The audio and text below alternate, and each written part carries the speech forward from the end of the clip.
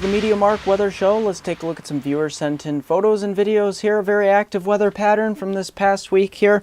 We got Kate Nate, and she sent this in to her wise brother in sunny Florida at his request. Take a look at this Allegheny portion of southern Pennsylvania towards Pittsburgh, southern side of Pittsburgh. You can see a good deal of snow across the area, and this has been the rule across much of the winter here, and we just can't get rid of all this snow. In fact, many people that were hoping for even a snowy winter are actually wishing for some early springtime temperatures.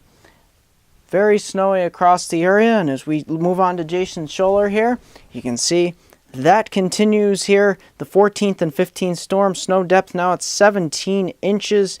He couldn't get an accurate snowfall measurement because the snow was blown around, so amounts greatly vary from place to place. Thank you, Jason Scholler, for sending this in. And we take a look at Lenny from Roseland, New Jersey here. He has a 15-second video clip here of some heavy snow across the area, the same storm that Jason Scholler here captured. And from February 13th, 2014, take a look at all that snow falling. That's quite a bit in the way of snowfall. So thank you, Lenny, for sending that in. And he's also got some 1/4 inch of ice on tree photo here. Take a look at this. He received, in addition to all that snowfall, some ice accumulation on the trees, and it made for a very beautiful scene. So thank you, Lenny, for sending that in. And he also has something to say about this picture here. Take a look at this table buried in snow.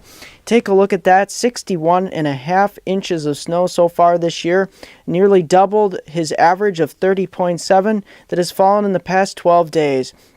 He's currently about 2 feet snowpack on the ground. Picture was taken on Friday after 14.5 inches of snow fell on top of the 11-inch snowpack from the previous storm. He also had a good deal of freezing rain, and much of that area saw anywhere from 1/4 to 1/2 inch of freezing rain. So Lenny, you've been getting quite a bit in the way of snowfall and ice, and across much of the Northeast, many people can attest to that there's quite a bit in the way of winter storm activity. We are well above normal.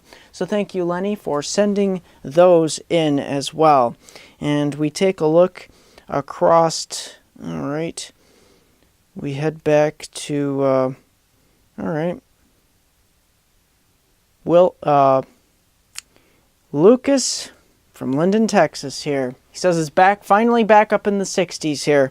And you can see across much of the area, for that matter, he has some very nice foliage. It looks like things are starting to come back here as the warmer weather kicks in. Very nice photos from Lucas here, and we can only wish for that up north. Very blue skies, sunshine, and nice temperatures, to say the least, and for that matter. And look at all that foliage that is really starting to try to manifest itself. And wow. Quite some sights to behold here. Even has a picture of a rabbit somewhere in here. I think it's kind of camouflaged in there somewhere.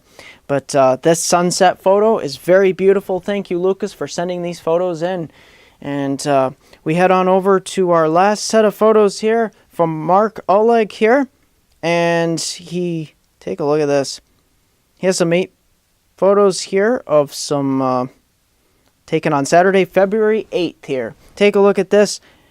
Tallulah Gorge in northeast Georgia, within the city limits of the town of Tallulah Falls.